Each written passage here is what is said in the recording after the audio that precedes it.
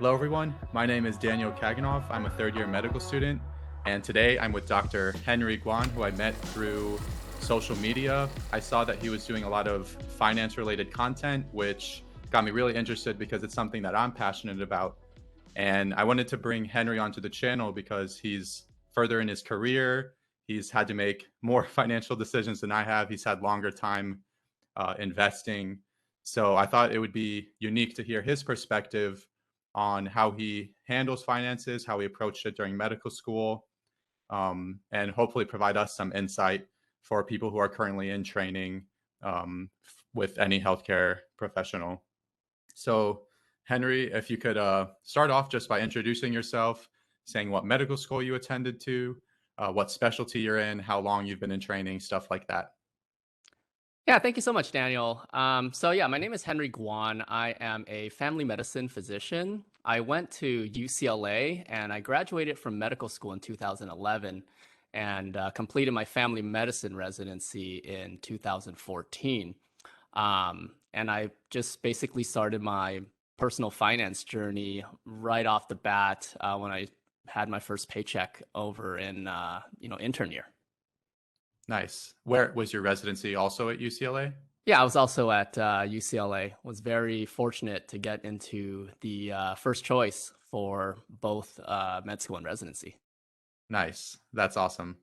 So 2014, actually, that's not too long ago. So you said that kind of with your first paycheck is when you first started to get involved with finances. Um, so what mindset did you have, before that first paycheck? Because you knew that you're going from basically nothing to actually making money, potentially the first time in your life. I don't know if you had a job beforehand, but at least like, a serious paycheck. So what was your mindset kind of going into that um, experience? Yeah, so actually, I was an EMT before. Okay. When I graduated from undergrad, Mhm. I was EMT during undergrad and for an extra year in between my Berkeley days and medical school. Mhm. And I was making $8 an hour in 2007. So I don't know, adjusted for inflation, it's still not a lot in today's Yeah. dollars. And I really had to learn how to be able to live like a poor person because I was, right? When we were growing up, I also didn't come from a wealthy family. My mother was a seamstress, and my dad was a prep cook. So, we didn't grow up in the best financial circumstances. My mom was really good, and my dad was really good at imparting the knowledge of budgeting and saving money on me, but there was no talks about investing in stocks or Yeah. having your money grow. Like at best, it'd be like, oh yeah, you should buy some savings bonds because those are good. And honestly, in the 90s, it probably was not a bad idea. You had a pretty safe return with almost no risk of loss. And yeah, so I was really good with budgeting, even in my Berkeley days, because I more or less paid for my own education, my own undergrad loans. I was Mhm. very fortunate to have a lot of scholarships and need-based financial aid because of the circumstances that we grew up in. So I was pretty darn good at budgeting, even in undergrad. And like I said, living like a poor person. And that has really been able to launch me today to where I am financially, because I think the number one skill that folks in medical school or undergrad can really have that will be able to help them for the rest of their financial lives is learning how to budget, learning how to stick to a budget, and Mhm. being able to maximize the fun and the amount that you can get for the dollar that you spend. Yeah, I can't more highly agree with that statement. And your background kind of with your family. It's pretty interesting. So my family, they immigrated from Russia, and they didn't really teach me anything about investing or anything, but my family, they started their own business here in the States, after like a few years after I was born, but it was hard for them, like very hard initially. Like I remember, so my mom was like a babysitter and my grandma worked at a supermarket and stuff like that. So I can kind of understand how it's when you're just living kind of paycheck to paycheck trying to support your family, like there's no talks of investing, like because you can't invest what you don't have. But I really like what you said about the budgeting aspect, and you're definitely forced to in medical school because you take out loans for the cost of attendance, so you have like 60K in tuition, and then maybe you can take out another 20,000 or 25,000 for your living expenses, and if you run out of that, then you're screwed. So you have to like literally budget those expenses. So yeah, I do agree with you. That's probably one of the most important skills, like as a first year medical student, I would say for sure. Hopefully you got some of those skills in undergrad, but I do know a lot of medical students who, like, I remember because I a lot of people in my school know that I'm involved with finances and stuff, so they were kind of asking me, what are you doing? Like, can you help me out? So I think even a lot of those skills aren't developed for people even in undergrad because they don't really teach. I mean, if you don't take any economics courses, which I didn't, it's no one really teaches you it unless you go out and try and understand it for yourself. Um, so And when you were in medical school, it sounds like you were mostly just kind of budgeting and not necessarily investing. But did you have any inclination to, or were you looking into investing, or did you really only start when you became an intern? Yeah, that's an excellent question. So, you hit it on the nose a little bit when you mentioned it takes money to make money. Yeah. So, yeah, when I was in medical school, I see all these, all you young kids these days that have all these, side hustles and We do. it's amazing like how your minds are just so bright, and you have all these things going through that allow you to consider alternative streams of income. I'm on Mhm. TikTok and I'm just following some of these medical students and residents who are like, oh yeah, I'm making, tens of thousands of dollars on TikTok. I'm like, how do you have time for this stuff? Like, I was barely trying to like survive. And Yeah. the beautiful thing is, I think it makes you so much more well-rounded when you're thinking from this, almost like a sales mindset, right? Where you're trying to sell some product. Most importantly, probably yourself is the most important product that you can sell. Mhm. So, I wasn't, I didn't have any extra income or anything like that. I was just so focused on being a good student and, trying to live my life and not throw away my 20s. Because I think the beautiful part about being a med student or law student, engineering, whatever, is you are already building on that compound interest in terms of leveling your income.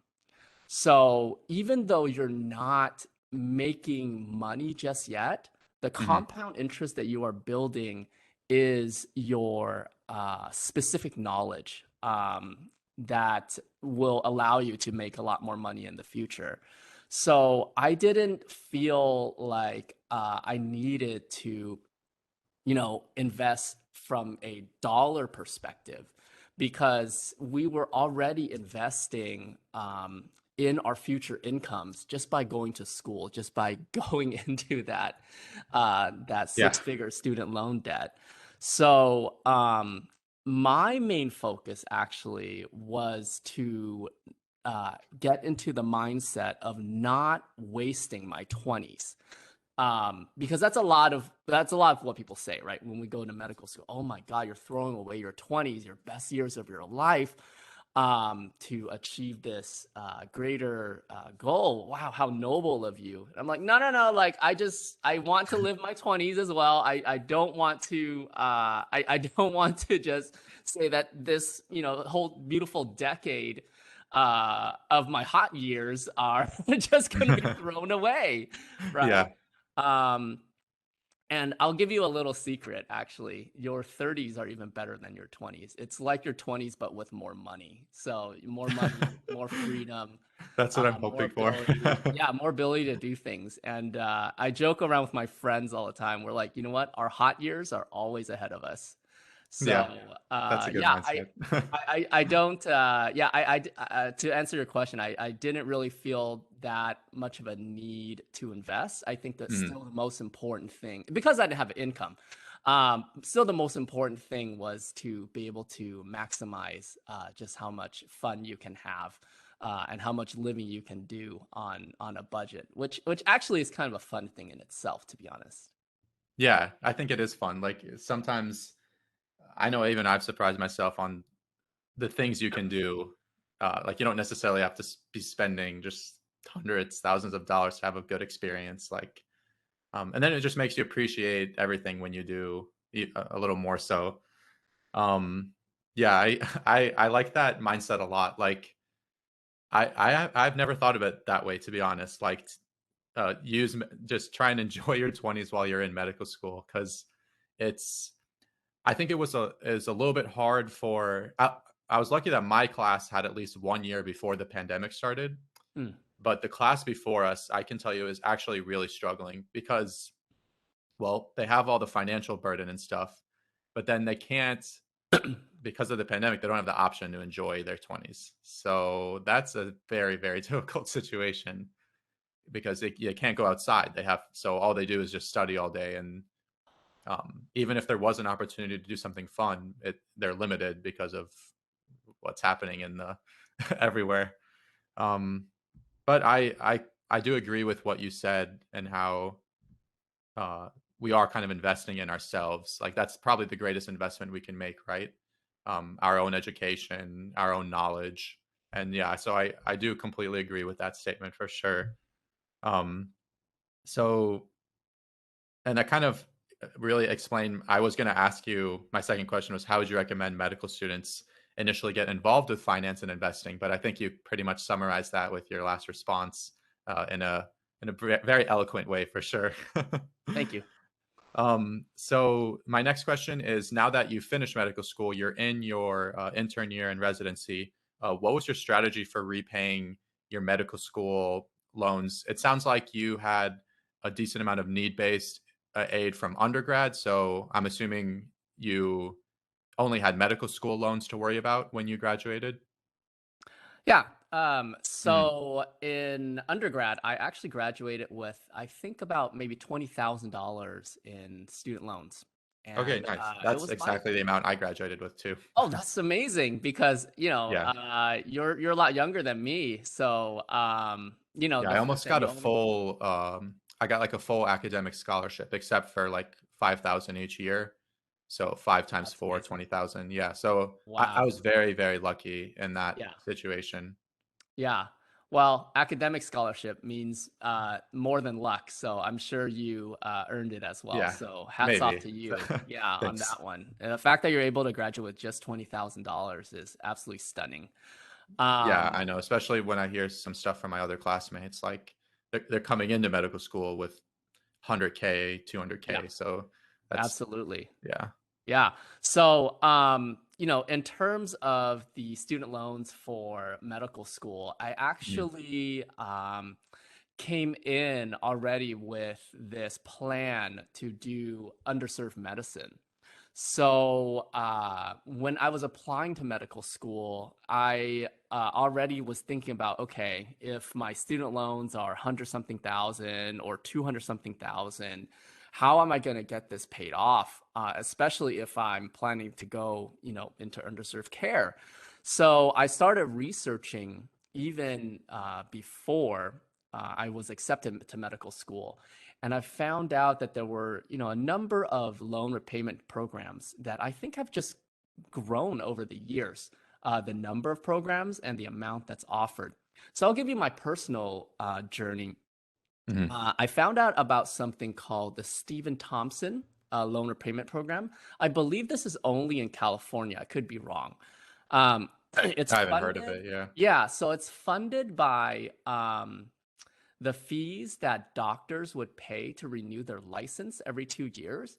There's like, something like, I don't remember. I'm making this number, but let's say $20 or something out of those fees to fund this program, and it's to encourage folks to go into underserved primary care. And when I was doing it, I got $100,000 paid out over 3 years. And each year they were successively paying more. If you quit after the first year, you still get to keep the amount. Let's say it was 25 grand or something like that. Hmm. And then, you finish your second year and I don't know, let's say it's $35,000. And then you finish your third year, it's the rest. So it's kind of a graduated program, which is nice because I've heard of people doing, 10-year public service loan forgiveness. And you mess up some paperwork in year 3 and you think you're good. And yeah, and by year 10, they're like, oh, just kidding. No, you messed something up early on. So none of this counts. So I made sure I chose a program that was paying, kind of as you go along, just to kind of hedge a little bit. And yeah, I keep getting these emails from work saying, hey, there's other loan repayment programs now. So I would definitely encourage medical students who are considering a specialty that is traditionally not paid as well to look into these options, Hmm. because they're definitely out there. I think most people who go into underserved primary care aren't necessarily looking to strike it rich. So Yeah. you got to find ways to like not to be able to at least pay off your loans, and live a decent life because the work is hard, right? The work Yeah. is very it's challenging. You'll have days where you're just like really questioning yourself. Wow, what am I really doing?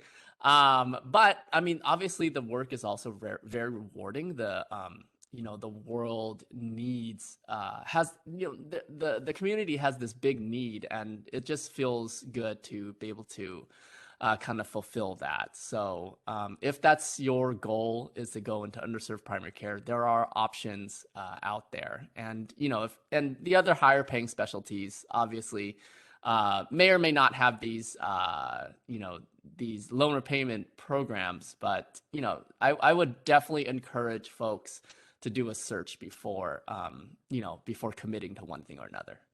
Yeah. That's I think really useful that you brought that up because I mean we have our three standard ones like a fixed tenure, repay and pay, which is just based off of your previous year income. But I have never heard of the one you just mentioned. It might be specific to California, but maybe we have one specific to North Carolina or whatever state you're in. So I didn't even consider kind of searching for options like that. But a couple of questions kind of branching off this topic is one, and you don't have to share this if you don't mind, but I'm kind of interested in what your interest rates were for your loans when you took them out for medical school. Because I can tell you mine. So before the pandemic in 2019, 2020, my unsubsidized interest rate was like 7%, like 6.8, crazy. And I know a lot of medical students, if they're kind of financially illiterate, they have no idea what that means. But Oh yeah. I started educating myself kind of senior year of undergrad, so I knew that that was pretty insane. Um, but now I actually I don't know if I'm using the term correctly, but maybe I refinanced my loans because what I did was I actually took out the max amount of my grad plus loan this past year because the grad plus loan was dropped down to 4% Mm. interest. So I basically just and then I immediately used that amount to pay off my first year med school tuition. So I still have the same dollar amount I owe, but the interest rate is now gone from 7 to 4%. Um, which I told like everyone possible to do that because there's no reason not to do that. Um, but yeah, so those were my interest rates, but I'm interested in what yours were. Yeah, absolutely. So I was at the 6.8% generation, Okay, so it's where still like that. yeah, exactly. So it's still at 6.8% right now for you guys. No, it dropped. The Oh, it unsubsidized dropped. is like 5.4. The grad, or Okay. sorry, the grad plus is 5.4. Unsubsidized is 4.6.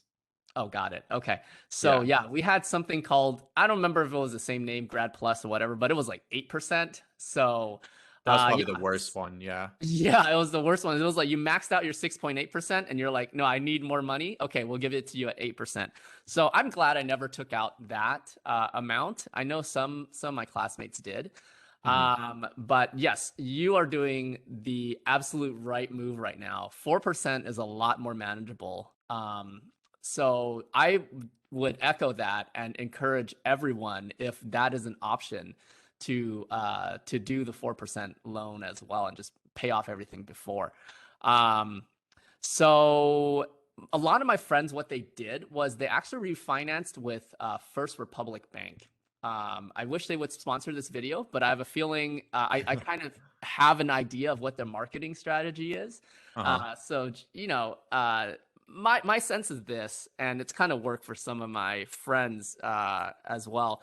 They would give you these amazing interest rates, and I believe you have to either already be an attending or at least a resident or something to be able to get the best rates. But some of my friends ended up getting 1.99.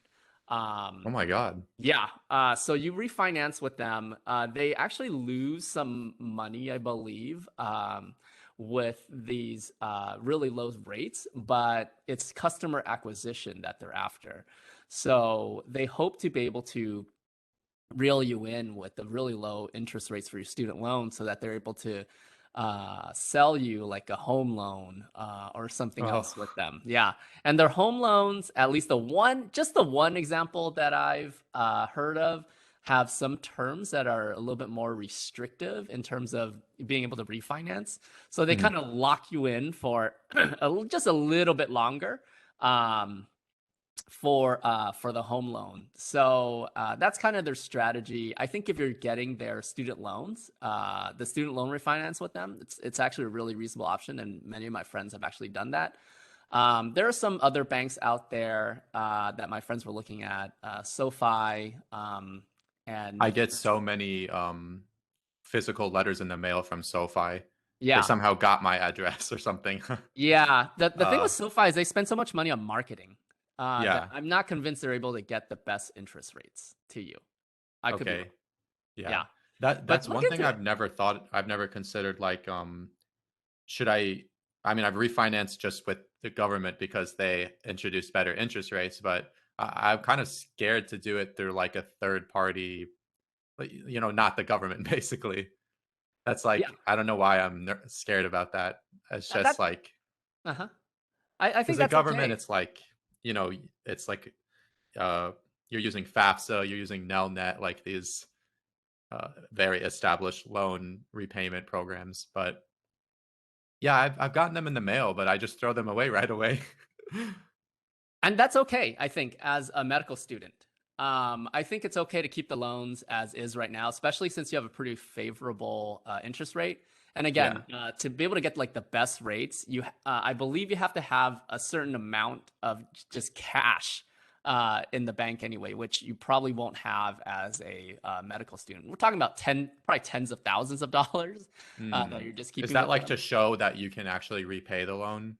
Yeah, it's to Like, show that exactly that you have like a pretty fat emergency fund oh, in okay, case like anything that makes goes. sense. Yeah, because they're hedging their bets too, right? They don't want you to do something silly and default on them. Hmm. So I agree. I don't think as a medical student you need to look too much into refinancing right now. I think you're already on pretty favorable terms. Hmm. And then the second question I had, branching off this sort of loan repayment topic, is, um, oh, that's just a that was just a random Amber Alert. No worries. Um, Nothing to do with me. Yeah. um, so, okay, so the second question I had that was related to this topic was, you mentioned that 10-year public loan service program, which my school was so heavily marketing, Hmm. and I felt kind of ambiguous towards it. I mean, I neither felt positive or negative towards it, but um, my sort of biased opinion is like I feel like 10 years is is a long time to wait. First of all, to repay a loan, like what if you had the finances to get rid of your loans within 2 or 3 years? Why would you wait 10? But then when thinking about it a little more in depth, like if you actually do the calculations, you might if you just invest that money rather than repaying your loan, and then it's just eliminated after 10 years, it might make more financial sense that way. And then one thing you brought up was about how if you make a mistake, because I know you have to work for a certain hospital, uh, like a nonprofit hospital, I think it's for 10 years. So there's that situation too. So I just wanted to hear your opinion on what you think of that 10-year public loan service forgiveness program. Because I think it's kind of relatively new, actually, that program. Yeah, people just started getting paid out recently. Uh, like the first, Oh, what's it called? yeah, I was gonna say Cohort. I've never talked to anyone Yeah, that's undergone the program. Like I know people that are in it, but I haven't like seen any results. I've known one person that successfully was able to do it. They And how worked did they at have a lot forgiven? so obviously 10 years you're still paying off your loans, right? Yeah. So you're actually paying off your loans as you go. So by the time the 10 years is up, it's like, is there really that much left to be forgiven? For some people, there is. Hmm. If you go to a very expensive school and you're, let's say you're graduating with 300, 350 in debt, then yeah, you might want to buy that lottery ticket and do Yeah. the 10-year thing, right? But here's how I would actually approach it. One, you made a good point. 10 years is a long freaking time. You are, I hope you are not the same person in 10 years that you are today. I Hmm. think we as human beings, it's important to change. It's important to grow. So what you think might happen in 10 years might not actually happen in 10 years. So the way I would do it is this. If right now you are interested in doing the 10-year program, go for it. But make sure that's not your only option. Um, if you're planning to work at a county hospital and you're like, this is my life purpose and I can do this forever, go for it, but don't necessarily bank that you'll actually stay there for 10 years. We just don't know what's going to happen, right? Yeah. So if the 10-year thing ends up happening, that's great. But if it doesn't, like, I really think it's important to have a contingency plan. And it's so restrictive because you were mentioning you get the letters, for example, from SoFi and you just throw them away. I Hmm. don't even know if the rules are, hey, if you happen to refinance with an outside institution, we're going to void everything. Then you'll be screwed, right? Um, Hmm. and so Yeah. then you get kind of scared. You're like, wait a minute, do I keep going at a higher interest rate, banking on this 10-year thing actually working out? Or do I kind of hedge my bets a little bit? If I refinance, will that void the terms of the repayment program? Like, there's just so many unknowns that I would definitely encourage folks to do their research before committing to any one thing or another. Personally, I don't really like the 10-year program. Again, just because it's a long time, you just don't know where you're going to be in 10 years. But if you Yeah. happen to be there still in 10 years, that's great. And having it Yeah. forgiven is a wonderful thing. Oh, for sure. Yeah. I know. I completely agree with you. You have to be so committed to that program. That was my main worry. It wasn't so much that I thought it was a financial mistake because it's really good financially, like objectively, but it's that you just don't know who you are, where you're going to be in 10 years. Like, Yeah. um, because I think I was following someone else who was in it for like 2 years and then went into private practice. So like there we Yeah. go. They're no longer in the program. Yeah. Um, I think the way the program works actually is you can kind of stack years, even if they aren't consecutive, but then that's just a long time. Yeah. Might as well repay your loans at that point. Yeah. Um, okay, so my next question is also kind of about this topic, and I'm sure that in 2014 it wasn't too much different, but it's kind of related to, well, one, the state of the financial market right now, which is kind of a separate topic, but let's focus it on tuition and the rising tuition rates, because in my opinion, I think that this is going to be like a bubble. Like, one, I don't know if students, if the tuition rates keep rising at the rates they are, I don't know if students are going to like just actually be able to repay their loans. And two, I think it does deter a lot of people who would have become fantastic physicians from ever applying to medical school.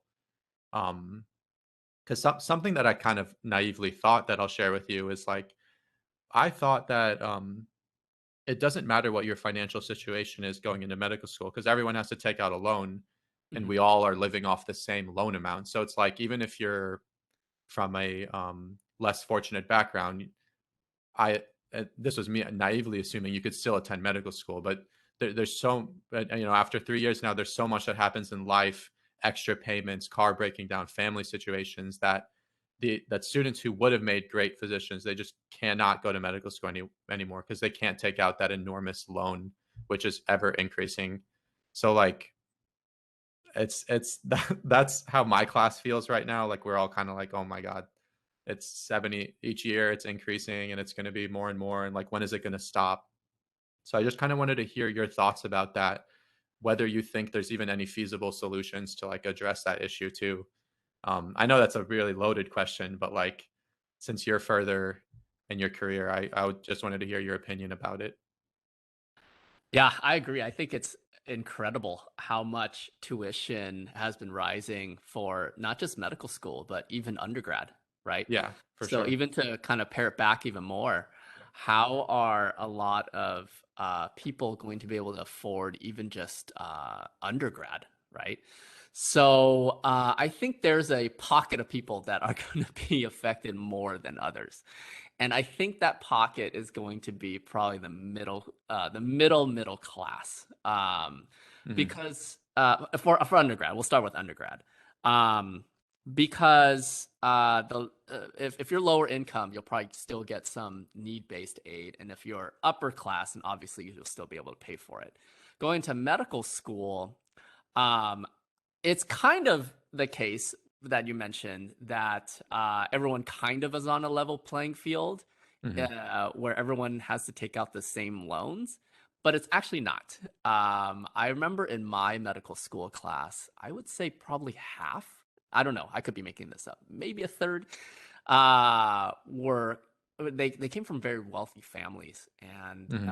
I'm just basing this off of what I know about my friends, right? Hmm. And I their can tell parents you were that the actually, same statistics are true for my school too. I would say yeah, half are coming from very, very yeah, good, well established families. exactly, right? Yeah. That they're able to get their parents to pay off all their loans. Yeah. So what I foresee happening, unfortunately, is maybe even more of a dichotomy in our society, right? Where you're right, it's going to get more and more expensive, but guess what? Spots are still limited, and not everyone who wants to be a doctor will become a doctor. And I think the people who are going to be able to pay for it are going to be, or that will have the balls to apply Yeah. to pay for medical school would be probably more affluent. And Mhm. perhaps what we'll see is, or maybe they'll convince some financially illiterate people to do it too, right? To go to medical school, like just like what we're doing with college debt, where it's like, hey, yeah, go ahead and be a liberal arts major, and here, just sign here and take out $150,000 in debt just so you can graduate and make 50 grand a year, right? Yeah, just go right ahead. You'll get some people who have, and it's not their fault, right? The financially illiterate, I don't think is necessarily their fault, just because it's not presented to them correctly. Mhm. And it's not like their forte. So I still recommend for everyone to try to get financially literate, no matter what, field you're in, no matter how much money you make, whether it's little or a lot. You just gotta learn this stuff. It's an important life skill. So yeah, it's interesting that you call it a bubble. I don't know. Is it a bubble? It could be a bubble. But maybe things are just also getting more expensive. Yeah. We already know that academic positions just don't pay as much as private practice or even like some community positions. And when people go into academics, it's just, it's what is it called? It's kind of like almost like a name grab, or just it's more about prestige. That's what I meant to say. It's more about Hmm. prestige than it is about money. I didn't mean to say name grab. It's not like that. But you get paid in you get paid in prestige points, whatever that Yeah. even means, right? So I think people will still end up, going to medical school, and I think people who end up taking lower paying uh, positions will probably just have that much more difficult of a time to be able to climb out. That's my thought on this ever rising tuition costs. And maybe people aren't going to go into the lower paying specialties anymore, like peds endocrine, or Yeah. infectious disease. Like people may not just go into those fields as much. And who knows, maybe supply and demand will kind of balance things out. Or maybe people will just continue to want prestige points, and we'll be fine with not having as much money. Who knows, right? Yeah. Yeah. Oh man, the supply and demand. Yeah, I didn't even I always heard the term like physician shortage and all that, but I had no I couldn't even conceptualize like what that meant because I'm like I'm working with doctors all day, and then I got a real taste of it like with some specialties like child neurology, child psychology. Like I realized there's only two attendings in my hospital who do this, and there's like and the entire uh, sort of area that I live in here in Winston Salem, and I'm like, okay, that's a shortage. Like we need more, and there was only like four neurologists within at least at our hospital. So it's yeah, I kind of understood like there needs to be a lot more physicians. Um, but that's another topic for sure that yeah, needs to be discussed. Um, so the next question that I had, it's not so much of a question, but I'm kind of interested in to hear your thoughts on my portfolio and how I invest. And I do need to give some context. So one, you mentioned this before, but yeah, a lot of medical students are doing side hustles now, like because we're like, okay, tuition's rising, inflation's rising, like we gotta rise above it. We need to start making money even in medical school. So, and I man. I definitely have always had that mindset kind of growing up. Um, my family they're Russian Jews, and they kind of instilled. I mean, money is a kind of pretty important topic within my family, so it was always kind of freely discussed, which I notice is not with most families. Like it's very hush. Yeah, But for us, it was pretty normal to talk about finances and stuff. So like I was kind of raised in that background. Um, and even though like medical school and that is my priority, I do have always had a little bit of an entrepreneurial mindset. So that is where a lot of my income comes from as well. And then I'm also married, so my wife actually works, and so I do most of her investing as well because she doesn't know how any of it works. sure. So like setting up her retirement accounts and stuff. So that's context because I know a lot of medical students, if they're single, they won't have as much disposable income. Correct. Um, so going in with that, pretty much how my portfolio is one, I max out Roths and her simple IRA. Well, now her new job is a 401k, so I max out those. That's step one because I just feel like it's just pretty important to save for the future. Um, and then the second thing I do is I pretty much divide my funds. I used to do it 60/30, but now I do 50/50 between a dividend stock portfolio, which is a taxable account, where I've chosen about like 32 stocks that I feel like pay pretty good dividends. and then the other 50% is crypto and NFTs. Now that's 50% of my contributions, my cost basis. What my portfolio looks like right now is probably 80-20 because I started investing in crypto in March of 2020, so 2 years ago.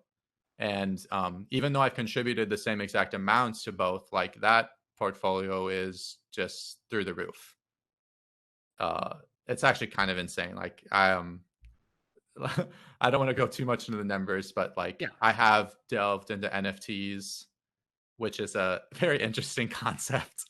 One that sometimes I still try to get my head wrapped around, and then crypto as well, which has been a booming sector. But yeah, that's pretty much how I invest currently. Um, and something else I do, which you might find interesting and not necessarily risky, but so I take out the max amount of loans I can possibly take out for medical school. So our medical school is 60K. I don't need to take out max because my wife and I can live without taking that. And so our max cost of attendance is 88,000. So I have an extra $28,000 to do something with. So I put that into stablecoin, which is a USDC. Hmm. It's basically a crypto-backed stablecoin. It's 1-to-1 with the US dollar, and I Right. get 9.5% interest on that. So I put all of my loan money from 2 years into USDC, and each month I get an accruing 9.5% interest on it. It accrues monthly. Because, and the reason I did that was I thought it would be I could make a decent amount of passive income that way. And also, the interest rates have been paused since March of 2020. Right. So, no medical students or residents have to repay their loans or make any payments, and the interest is accumulating at 0%. Got it. So, that was like something I thought about and just went 100% into, and it's been working out. But it's like the only bad thing I think about that is like if something were to happen to this USDC coin, like if the economy were to crash and I would lose that money, and then I would have to pay the full amount of loans I took out, but it's working out right now. So that's kind Yeah. of a huge grand overview of my current investment strategy in medical school. Okay. I'm loving this. I'm gonna just dive right in. Yes. So to start off, first of all, I wouldn't consider myself to be educated enough on cryptocurrency and NFTs. So Hmm. that's number one. So I'm gonna be revealing a lot of my ignorance here in that field. Hmm. But I also I'm going to be presenting some questions for you to ask yourself to test your conviction Okay, in your investment strategy as well. Okay. that's good. So first of all, one, you mentioned that your wife was working. Is that correct? Yes, Okay. she was a consultant. She actually helped write the COVID guidelines here in the US. She was Wow. like she was a public health major. So Okay. we both went to Hopkins. Yeah. Did you say you went to Berkeley for undergrad? Yeah. Berkeley. So I was like 95% sure I was going to attend Berkeley for Yeah. undergrad. I got Uh-huh. into their school of chemistry. But then when I saw that Hopkins, I mean, the reason I went to Hopkins was because of that academic scholarship. Oh wow, that's absolutely incredible. First of all, congratulations on that. Yeah, it's huge. Yeah, It's very, very fortunate to have been given that scholarship for sure. yeah, Um, but Berkeley was my number one. Berkeley School of Chemistry. yeah. Berkeley's um, a great school, and Hopkins is a better one. no, well, Berkeley School of Chemistry is actually uh, top tier. Wow. Um, Okay. yeah, nowadays actually a lot of schools like yeah, there's the USA ranking list, but some schools are so hyper focused on a specific Mm, major, like yeah, and Berkeley School of Chemistry is a very good school to go to if you want to pursue chemistry. But yeah. it makes Of sense. The guy that wrote the book, the guy who literally wrote the book on chemistry, is at Berkeley. So yeah, that makes sense. but yeah, so Um, she was a consultant and now she is in UX research, which is an interesting field. Um, okay. yeah, and then so So go. You were saying, yeah. So I think it's beautiful, first of all, that you're able to do a Roth. IRA as a medical I know. student. Incredible. Yeah, it Nobody, is good to start early. Yeah. yeah, nobody that I know ever says, "Oh man, I wish I didn't start that Roth IRA."